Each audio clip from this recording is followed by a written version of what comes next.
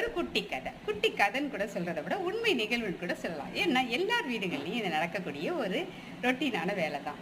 தாத்தா வந்து தன்னோட பேரண்ட்டை காலையில் சொல்லுவார், டேய் நான் காலையில் வாக்கிங் போதும் நீனும் வாயண்டா அப்படின்னு சொல்லிட்டு. தாத்தா உனக்கு வேலையே இல்லை தாத்தா, என்னால் வர முடியாது தாத்தா, எனக்கு படிக்கிற வேலையெல்லாம் இருக்குது தாத்தா அப்படின்னு சொல்லிடுவான். அதுக்கு அவங்க பையனுடைய பேரனுடைய அப்பா, அதாவது தாத்தாவுடைய மகன் சொல்லுவார், ஏன்ப்பா அவங்களுக்கு சும்மா இருக்க மாட்டிங்களா, அவனை போட்டு ஏன் டிஸ்டர்ப் பண்ணுறீங்க அப்படின்னு சொல்லுவார். அது மாதிரி இந்த பொயினுடைய ரொட்டீன் வேலை என்னென்னா, காலையில் எழுந்திரிப்பான், கொஞ்சம் படிப்பான், அப்புறம் ஸ்கூலுக்கு போயிடுவான், திரும்பி ஈவினிங் டியூஷன் போவான், திரும்பி படிப்பான், இப்படியே படுத்துருவான், இப்படியே தான் இருக்கும். அப்புறம் ஈவினிங் வந்து தாத்தா சொல்லுவார், டேய் கொஞ்ச நேரம் அவனை விளையாட தான் விடட்டா பையன்ட்டு சொல்லுவார், அவன் கொஞ்சம் நேரம் விளையாண்டுட்டு வரட்டும்டா, ரிலாக்ஸாக இருப்பான்டா அப்படின்னு சொல்லுவார்.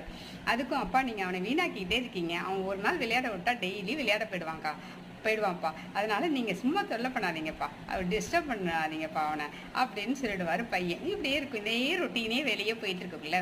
ஒரு நாள் அந்த பேர பையனுக்கு ரொம்ப உடம்பு சரியில்லாமல் போயிடும். உடம்பு சரியில்லாமல் போய் ரொம்ப ஜுரம் வந்து ஃபீவர் ஆகி படுத்துருவான். அப்போ டாக்டர்கிட்ட அழைச்சிட்டு போனால் டாக்டர் வந்து என்ன சொல்லுவார்னா, இவன் வந்து கொஞ்சம் இவன் ஹெல்த்தியாக உடம்பு நல்லா இருக்கணும்னா கொஞ்சம் வெயிட்டும் போட்டுட்டான், இவனை வந்து நீங்கள் டெய்லி எக்ஸசைஸ் செய்ய சொல்லுங்கள், இல்லை விளையாட விடுங்க கொஞ்சம் நேரம். உடம்பு ஆரோக்கியமாக இருந்தால் தான் மனசு ஆரோக்கியமாக இருக்கும், அறிவும் நல்லா வளரும், படிப்பு நல்லா வரும். நீங்கள் ஃபுல்லாக அவனை டைட் ஷெடியூல்டாக வச்சுருக்காதீங்க, ஹாப்பியாக ஃப்ரீயாக விளையாட விடுங்க அப்படின்னு சொல்லிடுவார்.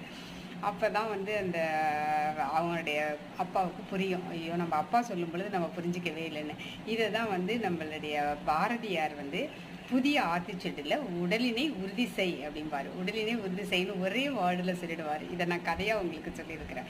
அப்போ உடம்பு ஆரோக்கியமாக இருக்கணும் அப்படிங்கிறது தான் அந்த ஆத்திச்சூடியில் சொல்லப்பட்டிருக்கு.